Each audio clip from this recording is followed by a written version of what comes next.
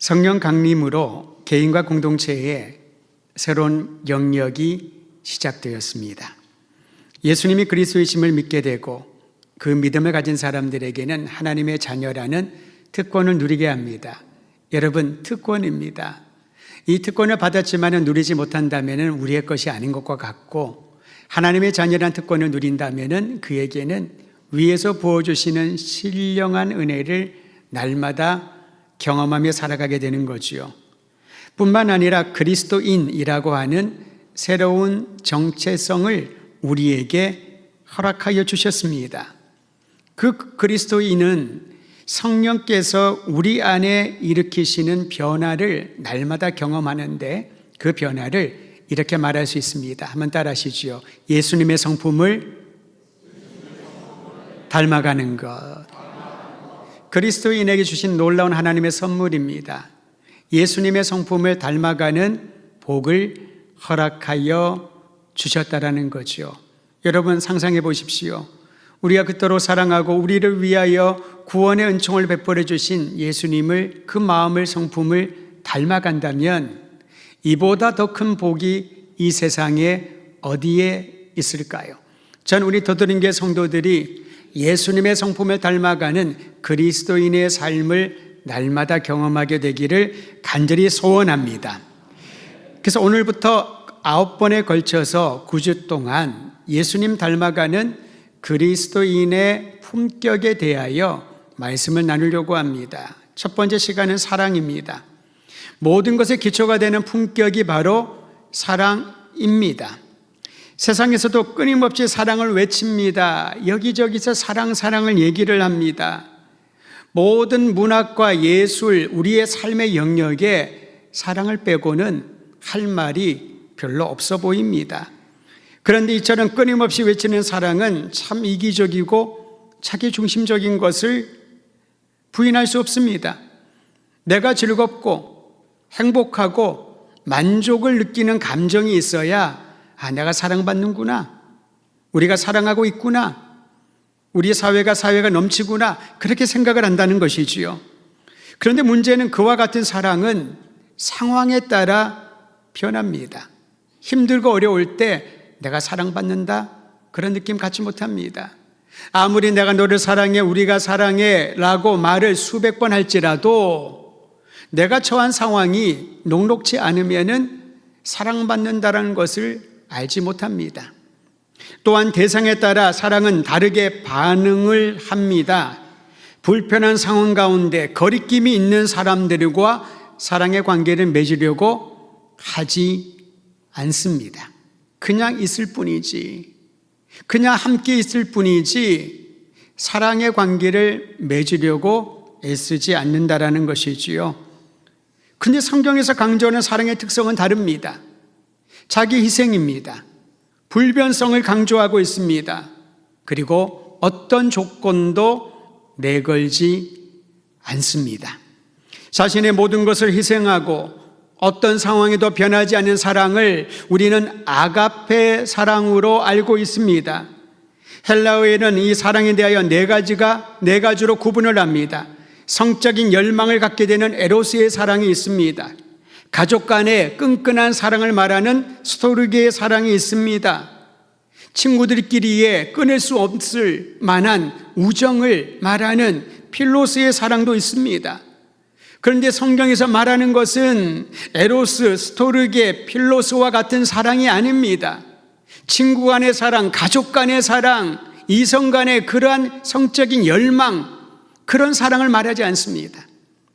성경에서 말하는 아가페 사랑은 희생입니다. 자기의 모든 것을 내어주는, 내가 짓밟힘만 된다 하더라도 끝까지 사랑을 포기하지 않는 아가페의 사랑을 말하고 있습니다. 하나님께서 이 사랑을 우리에게 보여주셨습니다. 때로는 하나님을 향한 우리의 사랑의 마음이 식어질 수가 있지요. 침체를 느낄 때가 있습니다. 전처럼 기도를 해도 마음이 뜨거워지지 않고 찬양을 해도 눈물 한 점 생기지 않습니다. 전에는 찬양하면 주르륵 내렸던 눈물이 메마라 버렸는지 드라마를 보고 울지만은 찬양하며 눈물이 나오지 않습니다. 그럼에도 불구하고 우리를 향한 하나님의 사랑은 변하지 않음을 믿으시기를 바랍니다. 하나님은 죄인들을 구원하기 위하여 아들을 내어주시는 놀라운 사랑을 보여주셨습니다. 가장 귀한 것을 내어주는 사랑 말이지요. 오늘 요한일서 4장 10절은 그 사랑을 다음과 같이 말합니다. 4장 10절 같이 읽겠습니다. 시작. 사랑은 여기 있으니 우리가 하나님을 사랑한 것이 아니요 하나님이 우리를 사랑하사 우리 죄를 속하기 위하여 화목 제물로 그 아들을 보내셨습니다. 아멘. 바로 이것이 하나님의 사랑입니다. 우리를 살리기 위하여, 우리 죄를 용서하기 위하여 독생자를 화목 제물로 죽음의 현장으로 내어주신 사랑. 그 사랑을 받은 이들이 오늘 이 자리에 함께 하나님께 예배 드리고 있습니다. 하나님의 사랑이 충만한 사람들은 이제 이전과는 다른 전혀 새로운 방향을 향하여 나가게 됩니다. 오늘 그 방향을 다시 한번 눈을 열고 마음을 열어 움직이길 바랍니다. 하나님이 독생자를 화목제물로 내어줄 정도로 우리를 사랑하신 이유가 있습니다. 그 사랑을 세상에 채우라는 사명을 주시기 위함이지요. 이 세상에 하나님의 사랑을 채우라는 겁니다. 이성의 사랑과 사람들이 얘기하는 이상적인 사랑이 아닙니다. 때에 따라 변하고 사람에 따라 변하는 그러한 사랑이 아니라는 거지요. 하나님이 주시는 사랑, 영원하고 모든 것을 내어주는 사랑을 세상에 채워나갈 때 이 땅이 주님의 아름다움을 보게 될 것입니다. 본래 하나님이 창조하신 세상은 참 아름다웠습니다. 우리가 그렇게 찬양했지요. 하나님이 보시기에도 이렇게 평가하셨습니다. 심히 좋구나. 하나님이 창조하셨는데도 보니 참 좋았다고 말합니다. 그 중에 인간은 하나님의 형상을 따라 창조된 최고의 작품이었습니다. 하지만 죄가 들어오면서 하나님이 심히 좋다고 얘기하시고 하나님의 형상대로 창조된 아름다운 인간의 심성이 오염되고 파괴되기 시작했습니다. 하나님을 거역하는 죄가 들어온 이후에 우리에게 익숙한 것은요, 서로에 대한 증오와 미움과 다툼입니다. 그것이 일상화되어 온 것이지요. 여러분, 성경을 보면은 하와를 처음 보았을 때 아담이 감탄을 했습니다. 내 살 중에 살이구나, 내 뼈 중에 뼈구나, 감탄을 합니다. 하지만은 나중에 그녀 때문에, 하와 때문에 하나님께 자신이 불순종했다라고, 그녀 책임이라고 이게 변명을 하지 않습니까? 죄가 들어온 이후에 나타나는 현상입니다. 가인은 하나밖에 없는 동생 아벨에 대한 미움과 하나님에 대한 원망을 그 동생을 살인하는 것으로 해소했습니다.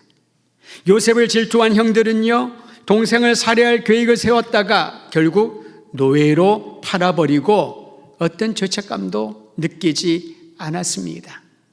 그들이 본래 악해서 그럴까요?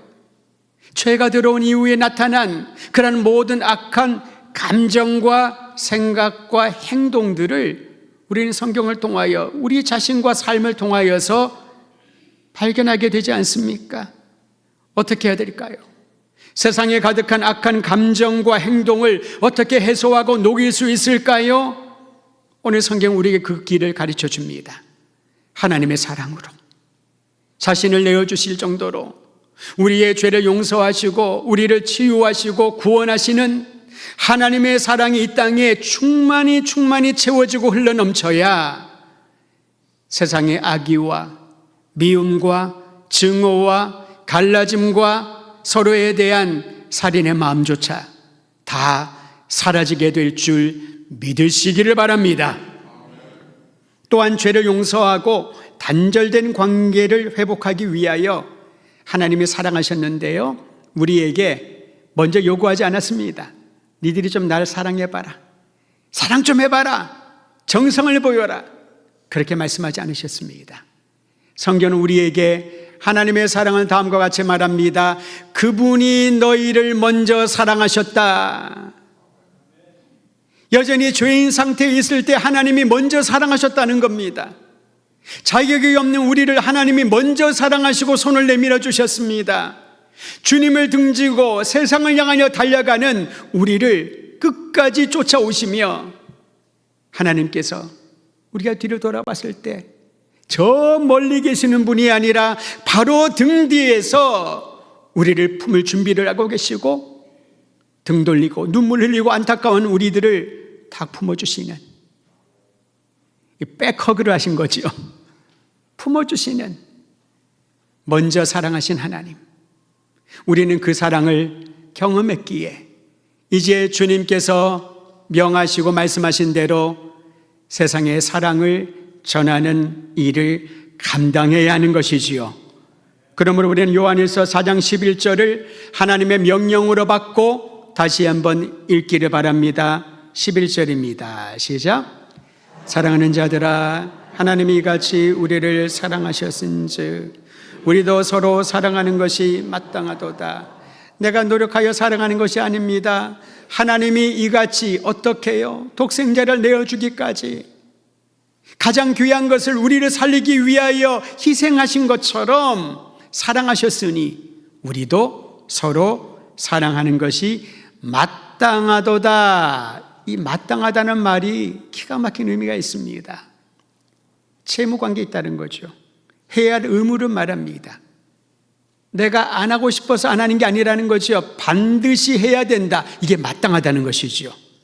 즉 그리스도인들이 서로 사랑하는 이 행동은요, 스스로의 선택이 아닙니다. 사랑할까 말까? 저 인간 마음에 드는데 좀 사랑해줘야지. 저 사람 별론데 사랑 여기까지. 선택이 아니라는 거죠. 하나님의 명령입니다. 그 명령을 따라야 그리스도인의 품격인 하나님의 사랑이 우리의 삶과 모든 영역들을 가득 채워져야 흘러가게 되지요. 내 인생의 밑바닥에 조금 남아있는 그 사랑으로 나도 견디기 근근 힘든데 어떻게 다른 사람 나눠줄 수 있을까요? 차고 넘쳐야 되는 겁니다. 여러분, 오병이어의 기적을 잘 알고 있지 않습니까? 그런데 거기에 모인 사람들을 다 배불리 먹이고 난 이후에도 12광주리가 남았습니다. 이와 같은 하나님의 사랑을 우리 안에 채워주시기를 원하는데, 그 채워주는 하나님의 사랑을 만약에 우리의 삶의 그릇이 금이가 있다면, 구멍이 나 있으면 다 흘려버리는 거죠. 사랑받고 흘러가고 은혜 받고 다 흘려보내고 다 새버리고 나누어질 게 없습니다. 오늘 이 아침에 예배드리는 모든 성도들이요, 주의 성령이 우리의 균열된 금들을 다 막아주시고 구멍들을 다 수선해 주시고 이제 우리에게 부어주시는 하나님의 사랑, 그리스도의 십자가를 통하여 부어주시는 그 사랑이 차고 넘치게 하심으로 이 세상에 하나님의 사랑을 흘려보내는 사명 감당하게 되기를 간절히 소망합니다. 서로 사랑하라. 그것이 마땅하도다. 그것이 하나님의 명령임을 우리가 믿고 서로 사랑할 때 주님 안에 거하고 주님이 우리 안에 거하시는 만족과 감격을 누리게 될 것입니다. 우리가 서로 사랑하면 어떤 일이 일어날지 성경은 다음과 같이 말합니다. 오늘 본문 요한일서 4장 12절 같이 읽지요. 시작. 어느 때는 하나님을 본 사람이 없으되 만일 우리가 서로 사랑하면 하나님이 우리 안에 거하시고 그의 사랑이 우리 안에 온전히 이루어지느니라. 아멘. 이 말씀을 좀 더 쉬운 성경으로 말하면은 지금까지 아무도 하나님을 본 사람이 없습니다. 그러나 우리가 서로 사랑하면 하나님께서 우리 안에 계시고 하나님의 사랑이 우리 안에 온전히 완성되는 것을 보여줄 것입니다. 하나님을 본 사람이 없습니다. 하나님의 음성이 잘 들리지 않습니다. 그러나 우리가 서로 사랑하면 하나님을 볼 것이요, 하나님의 음성을 들을 것이요, 하나님이 함께 하심을 경험하게 될 것이다. 이 경험과 이것을 증언하는 이들이 모인 곳을 우리는 그리스도인들의 공동체 교회라고 부릅니다. 교회가 세상에 존재하는 중요한 이유이지요. 교회를 보면, 그리스도인을 보면 품격이 느껴지는데 그 첫 번째 중요한 품격이 사랑이라는 거지요. 말씀을 마무리하려고 합니다. 사랑이 풍성하신 하나님께서 우리를 통해 보여주신 주의 사랑을, 사랑하는 성도 여러분, 우리 모두의 삶을 통하여 드러내는 능력 있고 아름다운 그리스도의 품격을 갖춘 더드림 성도들 되기를 주의 이름으로 축원드립니다.